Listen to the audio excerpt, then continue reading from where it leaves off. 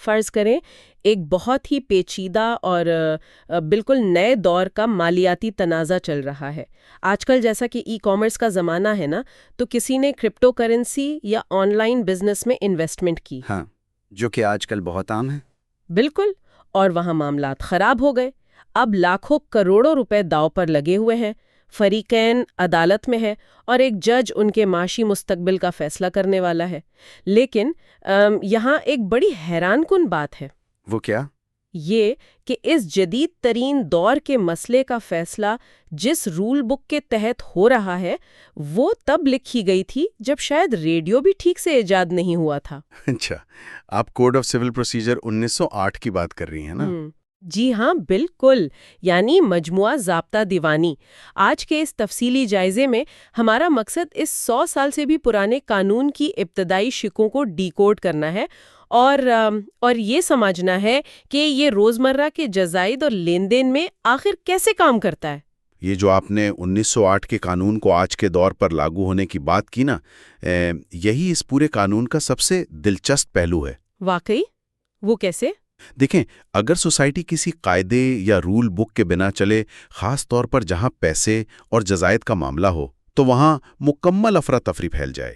ہاں، پھر تو ہر طاقتور شخص اپنے اصول خود بنائے گا۔ بالکل صحیح۔ تو یہ قانون دراصل وہ فریم ورک ہے جو سوسائٹی کو بکھرنے سے روکتا ہے۔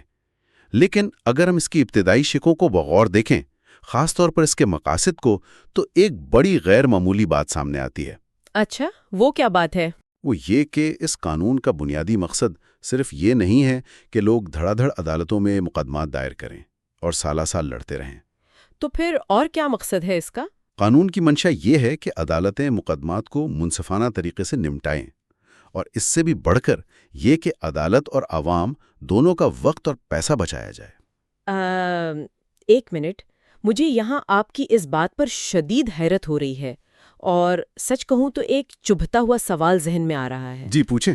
ہم سب اچھی طرح جانتے ہیں کہ ہماری عدالتوں میں دیوانی مقدمات کا کیا حال ہوتا ہے نا؟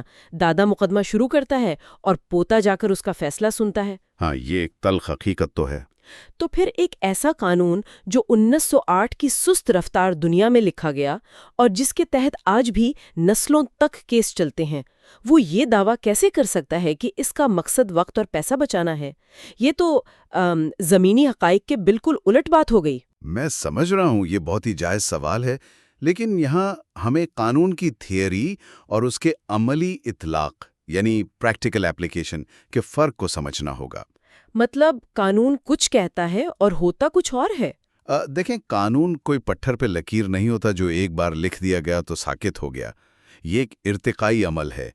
جب ہم کہتے ہیں کہ وقت اور پیسہ بچانا اس کا مقصد ہے، تو اس کا ثبوت وہ ترامیم ہے جو وقت کے ساتھ اس میں شامل کی گئیں۔ اچھا، کس قسم کی ترامیم؟ مثلاً اس میں آلٹرنیٹ ڈسپیوٹ ریزولوشن یعنی ADR کی باقاعدہ حوصلہ افزائی کی گئی ہے۔ 1908 میں شاید پنچایت کا تصور مختلف تھا، لیکن آج قانون یہ گنجائش دیتا ہے کہ فریقین لمبی عدالتی کارروائی کے بجائے ثالثی کے ذریعے معاملات حل کر لیں۔ اوہ اچھا، یعنی آؤٹ آف کورٹ سیٹلمنٹ کی طرف لے کر جانا۔ بالکل، مقصد یہ ہوتا ہے کہ جج کے سامنے شواہد اور جرا کے سالوں لمبے عمل سے گزرنے کے بجائے ایک درمیانی راستہ نکال لیا جائے۔ تو پھر اتنا وقت لگتا کیوں ہے آخر؟ وقت لگنے کی اصل وجہ قانون کا بنیادی خاکہ نہیں ہے۔ اب اصل مسئلہ ہمارا اوور لوڈڈ عدالتی نظام، ججوں کی کمی اور بعض اوقات وکلا کی جانب سے تاخیری حربے ہیں۔ اصولوں کی کتاب تو آج بھی یہی کہتی ہے کہ فیصلہ میرٹ پر اور جلد از جلد ہونا چاہیے۔ صحیح، یعنی خرابی رول بک میں نہیں بلکہ گیم کھیلنے اور کھلانے والوں کے رویوں میں ہے۔ خیر، یہ تو ہو گئی اس کی بنیادی فلسفی۔ جی بالکل۔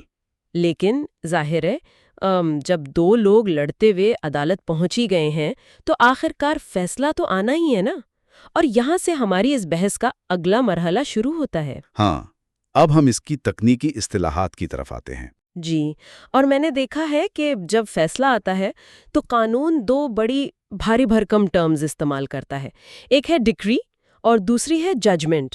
صحیح۔ اب عام انسان کے لیے تو فیصلہ بس فیصلہ ہوتا ہے نا۔ ہاں۔ مجھے ذرا یہ بتائیں کہ فرض کریں میرا کسی سے مکان کا جھگڑا تھا اور میں کیس جیت گئی ہوں۔ اچھا۔ ٹھیک ہے۔ تو میرے ہاتھ میں جو کاغذ ہوگا جسے لے کر میں متعلقہ محکمے کے پاس جاؤں گی قبضہ لینے کے لیے، کیا وہ ججمنٹ ہوگی یا ڈکری؟ یہی وہ الجھن ہے جس کا شکار بہت سے لوگ ہوتے ہیں۔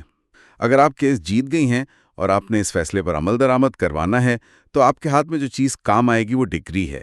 اچھا، یعنی ایکشن لینے کے لیے ڈکری چاہیے۔ بالکل، قانون کی نظر میں ڈگری کسی بھی عدالت کا وہ حتمی اور باقاعدہ اظہار ہے جو فریقین کے حقوق کا قطعی تعین کر دیتا ہے۔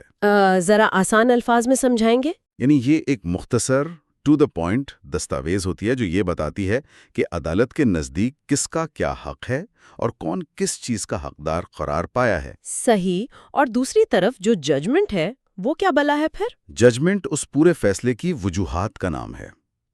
یہ وہ تفصیلی بیان ہے جس میں جج صاحب بتاتے ہیں کہ انہوں نے کن دلائل اور ثبوتوں کی روشنی میں یہ نتیجہ اخذ کیا جس کی بنیاد پر ڈکری جاری کی گئی۔ میں تھوڑی سی الجھ رہی ہوں، اس کو کسی روزمرہ کی مثال سے سمجھنے کی کوشش کرتے ہیں۔ جی ضرور۔ کیا ہم اس کو کسی کرکٹ میچ سے جوڑ سکتے ہیں؟ فرض کریں ایک بہت اہم کرکٹ میچ ہوا ہے، تو کیا میں یہ کہہ سکتی ہوں کہ ڈکری اس میچ کا وہ فائنل سکور بورڈ ہے جو بتاتا ہے کہ کون سی ٹیم جیتی؟ یہ تشبیہ بہت ہی بہترین ہے۔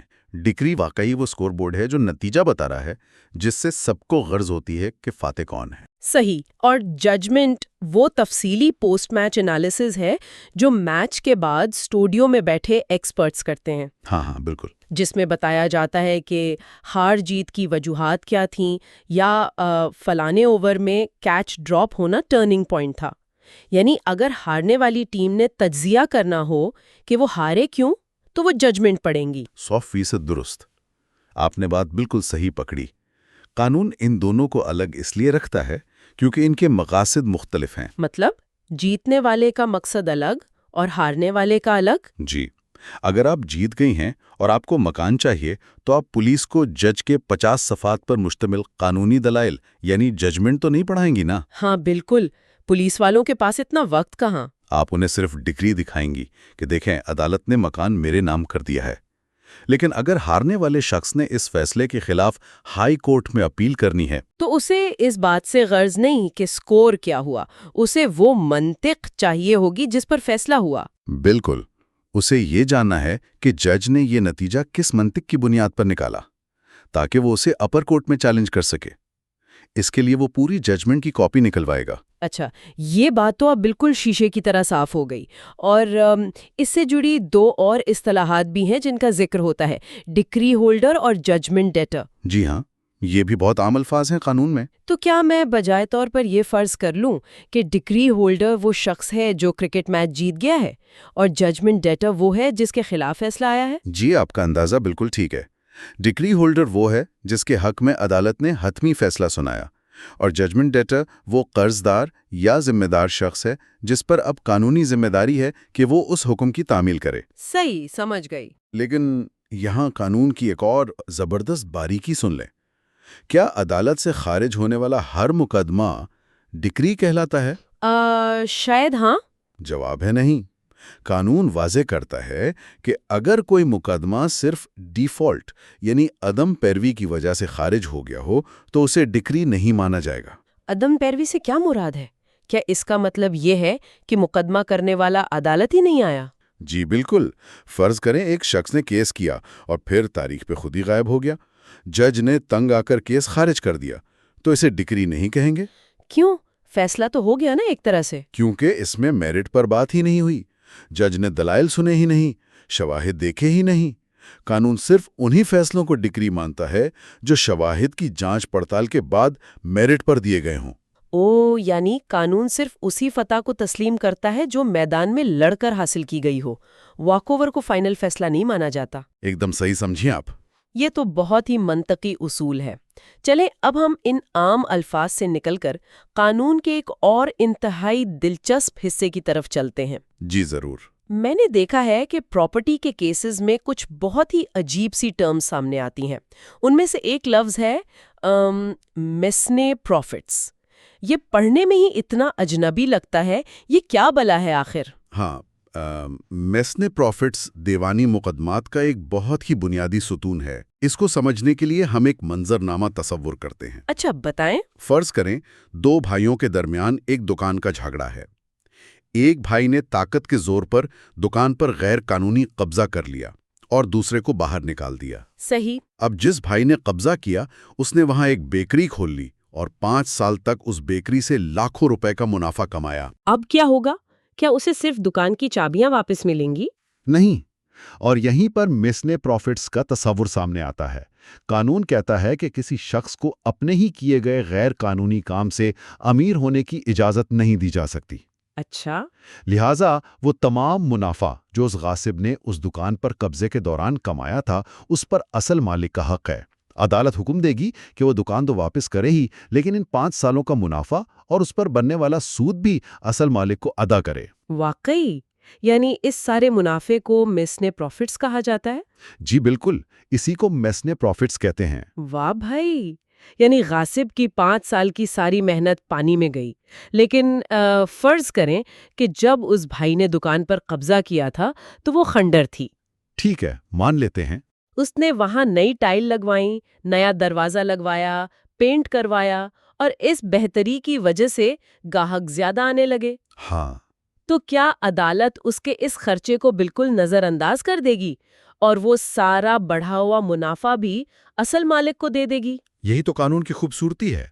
قانون اندھا دھند فیصلے نہیں کرتا، وہ توازن تلاش کرتا ہے۔ توازن کیسے؟ قانون کی نظر میں اصل مالک کو اس کا جائز حق ضرور ملنا چاہیے، لیکن اصل مالک کو دوسرے کی محنت اور سرمایہ پر ناجائز طور پر امیر ہونے کا حق بھی نہیں ہے۔ اوہ، یعنی قانون دونوں سائٹس کو دیکھتا ہے۔ بالکل، اگر اس غاصب بھائی نے اپنے پیسوں سے جداد میں کوئی بہتری یعنی امپروومنٹ لائی ہے اور اس کی وجہ سے کوئی اضافی منافع ہوا ہے تو اس اضافی منافع کو مسلینیس پروفٹس میں سے نکال دیا جائے گا۔ اچھا، یعنی اصل مالک کو صرف وہ منافع ملے گا جو دکان کی اصل حالت کے مطابق بنتا تھا؟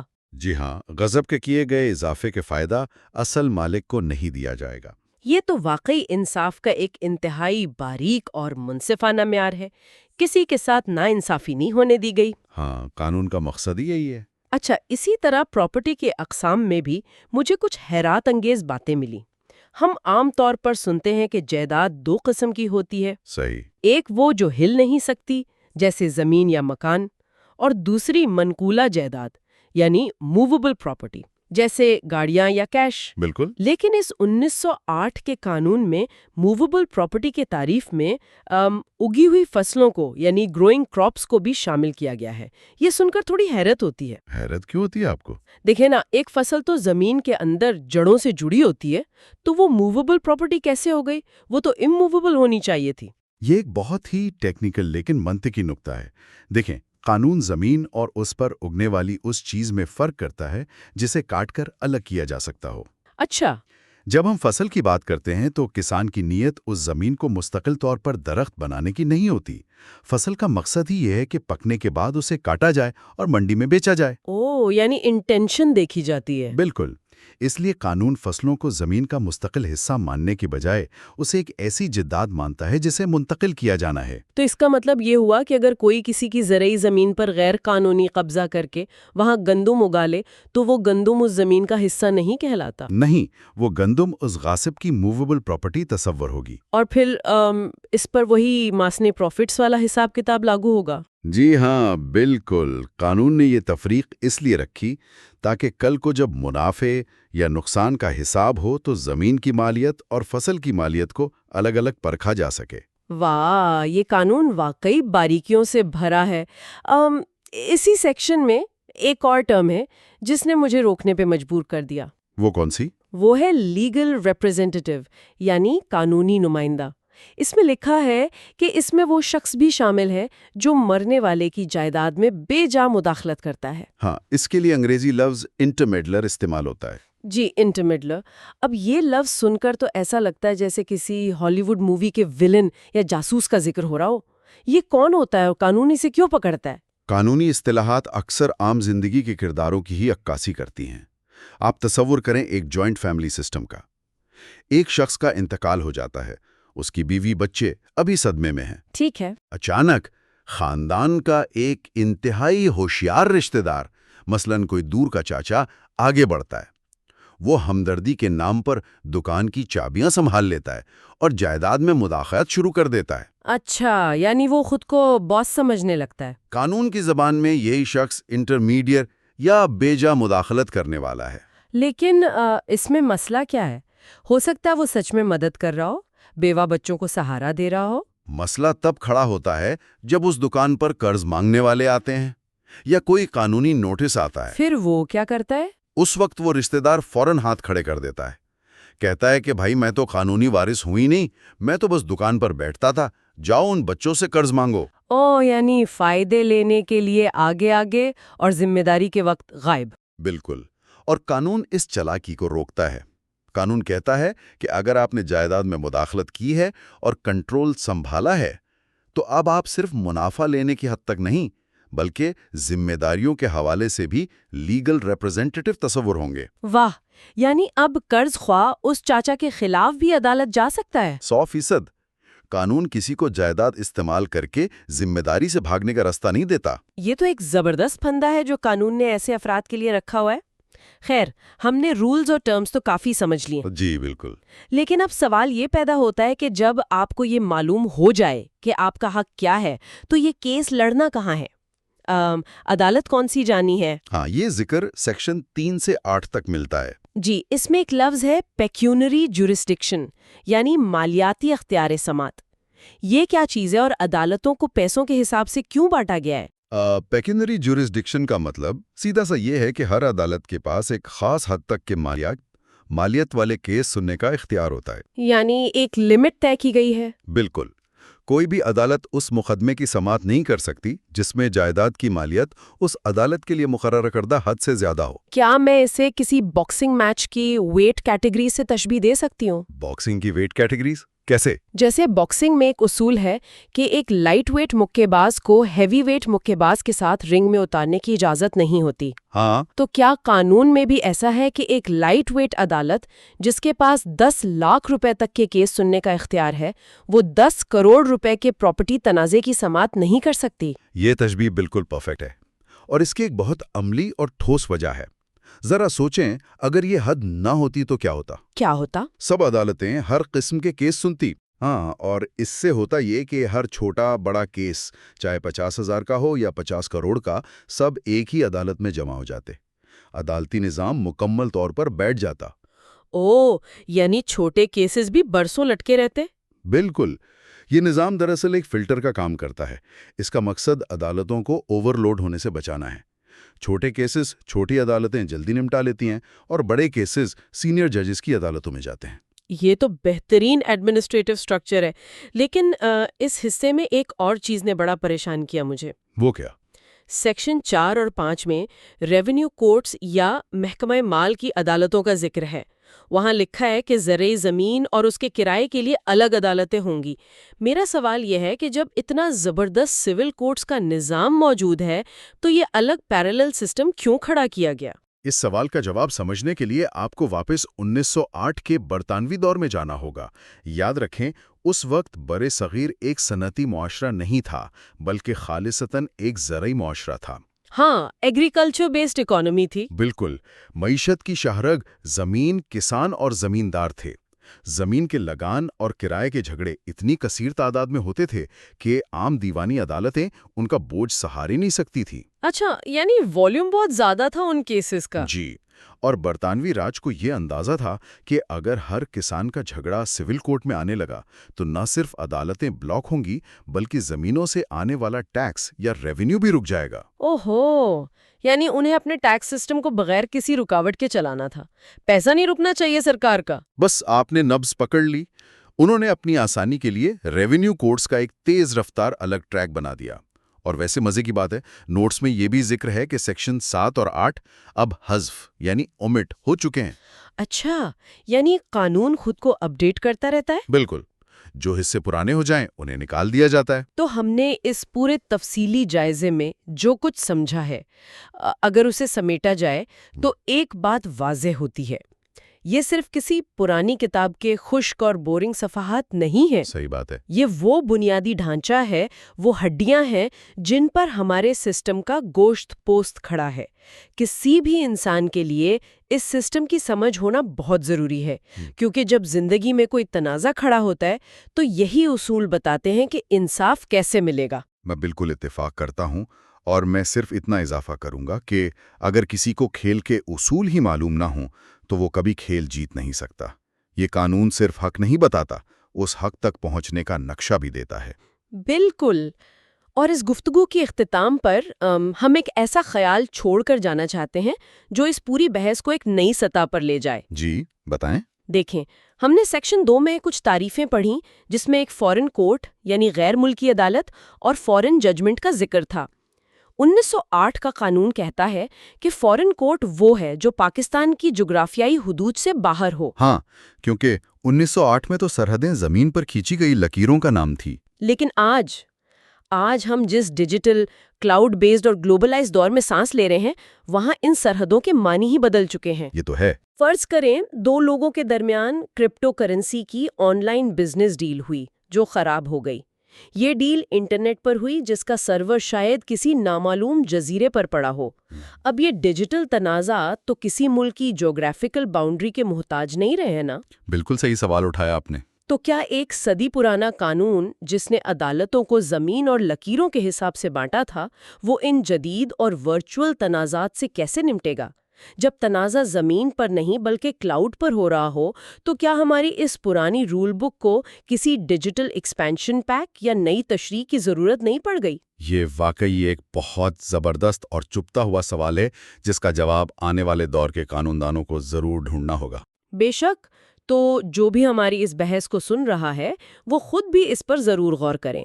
آج کے اس تفصیلی جائزے میں اس پیچیدہ اور دلچسپ سفر کا حصہ بننے کے لیے بہت شکریہ. ملتے ہیں اگلی بار ایک نئے موضوع کے ساتھ. You are watching Legal Gupshup and GK with MD, your source for legal, historical, and breaking news. Don't forget to like, subscribe, and share for more informative content.